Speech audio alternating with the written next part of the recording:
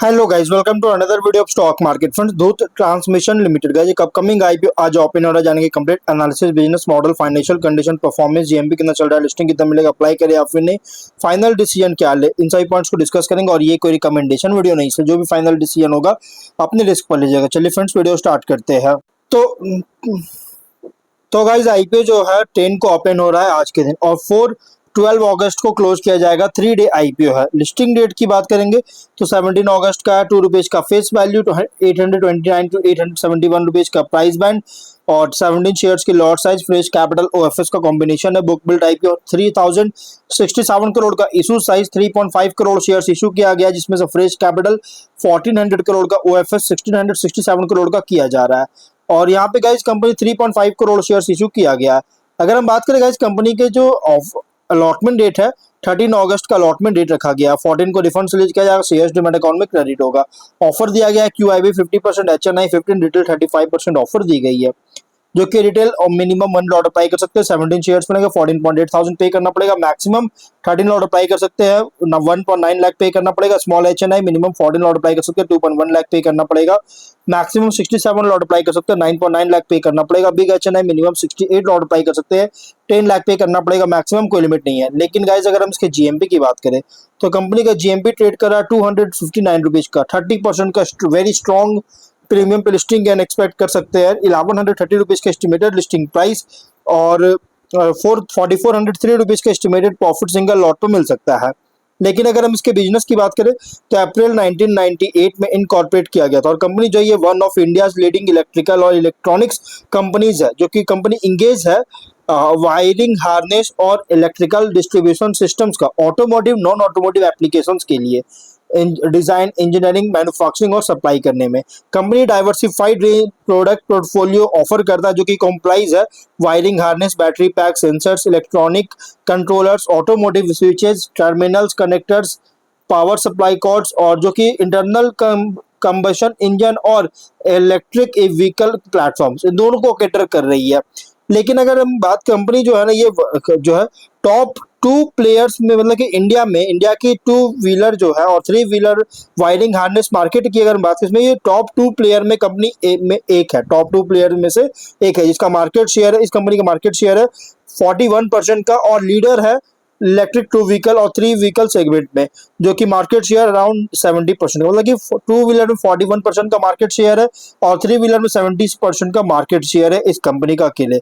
लेकिन अगर हम बात करेंगे इस कंपनी के लगभग अप्रॉक्स, देखिए ये जो कि 26 फाइनेंशियल ईयर के अकॉर्डिंग प्रोडक्ट्स जो कि यूज किया है अब तक, commercial vehicles, of highway vehicles, farming equipment और इंडस्ट्रियल एप्लीकेशंस के में यूज किया गया है। अप्रॉक्सीमेटली 95% जो है इसका टोटल ऑटोमोटिव प्रोडक्ट पोर्टफोलियो, जो कि ईवी फोकस्ड और पावर ट्रेन न्यूट्रल है, जो कि पोजीशन किया है, कर रही है खुद को, जिससे इलेक्ट्रिफिकेशन में प्रीमियमाइजेशन, कनेक्टेड व्हीकल्स और ऑटोमेशन ट्रेंड से बेनिफिट मिल रहा है कंपनी को इस पोजीशन में होने के कारण।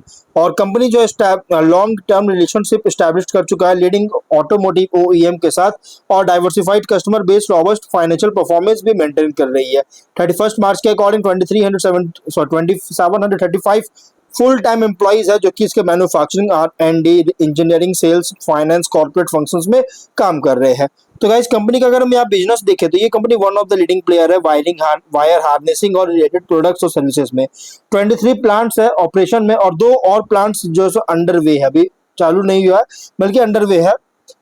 फाइनेंशियल एसेट्स है 4115 करोड़ का, नेटवर्थ 2397 करोड़ का, रिजर्व 2360 करोड़ का, लेकिन डेट है 841 करोड़ का। रेवेन्यू प्रॉफिट 24 में 2799 करोड़ का रेवेन्यू, 299 करोड़ का प्रॉफिट। 25 में 3472 करोड़ का रेवेन्यू, 354 करोड़ का प्रॉफिट। 26 में 4564 करोड़ का रेवेन्यू, 397 करोड़ का प्रॉफिट है। फाइनेंशियल अगर देखा जाए तो क्वार्टर ऑन क्वार्टर हो या फिर year on year, income profit में इंक्रीज करता हुआ देखने को मिल रही है, और बहुत ही स्ट्रॉन्ग ग्रोथ होता हुआ देखने को मिल रहा है। और ऑटोमोटिव सेगमेंट भी बहुत तेजी से राइज हो रहा है, जिसके कारण कंपनी का फाइनेंशियल भी बहुत अच्छी इंप्रूव होता हुआ नजर आ रही है। लेकिन अगर हम इसके कॉम्पिटिटर की बात करें तो इसमें Uno, Minda, Motherson, Sumi wiring, Varroc engineering, Minda corporation, Sona, BLW, precision forgings, ये सभी इसके कॉम्पिटिटर है। आप कंपेयर कर सकते हैं इस वीडियो को पॉज करके। और यहाँ पे सेगमेंट वाइज अगर हम बात करें तो देखिए कंपनी का यहाँ पे देखिएगा तो वायरिंग हार्नेस से मेनली रेवेन्यू जनरेट करता है, जो कि 26 में 77% का रेवेन्यू जनरेट हो रहा है। और टू व्हीलर से 65% का रेवेन्यू जनरेट करता है, थ्री व्हीलर से ओनली 13% का रेवेन्यू जनरेट करता है। और अगर हम इसके स्वॉट एनालिसिस करेंगे तो स्ट्रेंथ अगर देखा जाए तो कंपनी ऑपरेट कर रहा है automotive electrical electronics component sector में, और स्ट्रॉन्ग पोजीशन है two wheeler three wheeler wiring harness, particularly strong presence है ईवी वायरिंग हार्नेस में। और मेजर ऑटोमोटिव ओईएम जिसमें Bajaj auto, TVS motor, Honda motorcycle, scooter India and royal Enfield को supply करता है प्रोडक्ट्स। डाइवर्सिफाइड प्रोडक्ट पोर्टफोलियो जो कि कवर कर रहा है wiring harness, sensor, switches, electronic controllers, battery PACS और अदर इलेक्ट्रिकल सिस्टम्स का। और कंपनी ग्लोबल मैन्युफैक्चरिंग और इंजीनियरिंग प्रेजेंस है जो कि इंटरनेशनल कस्टमर प्रोग्राम सपोर्ट करता है। कंट्रीब्यूशन इंक्रीज हो रहा है नॉन हार्नेस प्रोडक्ट्स के से, जिससे सिंगल प्रोडक्ट कैटेगरी पर डिपेंडेंस रिड्यूस होता है। स्ट्रॉन्ग ग्रोथ है रेवेन्यू और प्रॉफिटेबिलिटी में, जिससे कंपनी के एक्सपेंशन स्ट्रेटजी को सपोर्ट करता है। लेकिन वीकनेस की बात करें तो बिजनेस अभी भी सिग्निफिकेंटली डिपेंड करता है वायरिंग हार्नेस पर, जो कि एक मेजॉरिटी रेवेन्यू का मेजॉरिटी फॉर्म करता है। जो मैंने आपको बताया स्प्लिट में, रेवेन्यू स्प्लिट में हाई कस्टमर कॉन्सेंट्रेशन है मेजर ओईएम कस्टमर्स के साथ, जो कि substantial portion of revenue contribute कर रही है। कैपिटल इंटेंसिव मैन्युफैक्चरिंग ऑपरेशन जिसमें कंटिन्यूअस इन्वेस्टमेंट जरूरत पड़ेगा कैपेसिटी, टूलिंग और टेक्नोलॉजी में। और ऑटोमोटिव सेक्टर जो है सिक्लिकलिटी है, जिससे डिमांड अफेक्ट कर सकता है। वर्किंग कैपिटल रिक्वायरमेंट्स इंक्रीज हो सकता है अगर production capacity order volume expand करता है तो। लेकिन अगर हम अपॉर्चुनिटीज की बात करते हो, रैपिड ग्रोथ देखने को मिल रहा है इलेक्ट्रिक व्हीकल्स क्या, जिससे सिग्निफिकेंट डिमांड क्रिएट करता है वायरिंग हार्नेसेस, बैटरी सिस्टम्स और ऑटोमोटिव इलेक्ट्रॉनिक्स के लिए। लेकिन व्हीकल प्रीमियमाइजेशन इंक्रीज हो रहा है, जिससे इलेक्ट्रिकल और इलेक्ट्रॉनिक कंपोनेंट्स का पर व्हीकल कंटेंट इंक्रीज हो रहा है। और ईवी स्पेसिफिक प्रोडक्ट्स जैसे battery assemblies, DC DC converters और ऑन बोर्ड चार्जर्स जो कि एक्सपैंड हो रही है, जिससे रेवेन्यू डाइवर्सिफाई कर सकता है। इंटरनेशनल एक्सपैंड कर रहा है, जिससे कंपनी का एड्रेसेबल मार्केट को इंक्रीज कर सकता है। इलेक्ट्रॉनिक कंटेंट भी इंक्रीज हो रहा है ऑटोमोबाइल्स में, जिससे long term structural growth provide करता है। आगे कैपेसिटी एक्सपेंशन जो कि न्यू ओईएम प्रोग्राम्स और लार्जर ऑर्डर्स को सपोर्ट कर सकता है। लेकिन थ्रेट अगर देखा जाए तो strong competition, established global automotive component manufacturers, automotive OEM customers जो कि सिग्निफिकेंट बार्गेनिंग पावर उनके पास होता है ऑटोमोटिव ओईएम के पास। रैपिड टेक्नोलॉजिकल चेंजेस अगर होता है ईवी या ऑटोमोटिव इलेक्ट्रॉनिक्स में, तो कंटिन्यूअस R&D इन्वेस्टमेंट रिक्वायर होगा।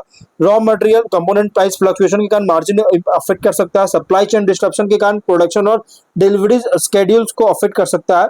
करेंसी फ्लक्चुएशन के कारण इंटरनेशनल ऑपरेशन को अफेक्ट कर सकता है पीयर कॉन्टेक्स्ट में। अगर ट्रेडिशनल ऑटो कंपोनेंट मैन्युफैक्चरर के कंपैरिजन में देखा जाए तो ये कंपनी स्पेशलाइज्ड ऑटोमोटिव इलेक्ट्रिकल और electronics systems provider, particular strength है wiring harness EV related electrical components में। और कंपनी कम्पीट करता है engineering capability, manufacturing scale, OEM relationship, product diversification और टेक्नोलॉजी डेवलपमेंट पर। और इन्वेस्टर के लिए आईपीओ प्रेजेंट कर रहा है automotive components and EV technology sector पे, जहां लॉन्ग टर्म ग्रोथ डिपेंड करता है ईवी एडॉप्शन और इलेक्ट्रॉनिक कंटेंट पर व्हीकल इंक्रीज होने पर, और new OEM wins, international expansion, successful product diversification पर। लिस्टिंग स्ट्रैटेजी, लिस्टिंग इनके अगर देखिए स्ट्रॉन्ग कैंडिडेट अगर है लिस्टिंग के लिए अप्लाई कर सकते हैं। अगर सब्सक्रिप्शन डिमांड स्ट्रॉन्ग होता है रिटेल एचएनआई क्यूआईबी में हर एक कड़े के तो कंसीडर कर सकते हैं। साथ में करंट मार्केट इंटरेस्ट भी सपोर्टिव होना चाहिए। लेकिन फाइनल लिस्टिंग परफॉर्मेंस डिपेंड करेगा सब्सक्रिप्शन स्ट्रेंथ और जीएमपी पर हेवीली डिपेंड करेगा लिस्टिंग के ऊपर।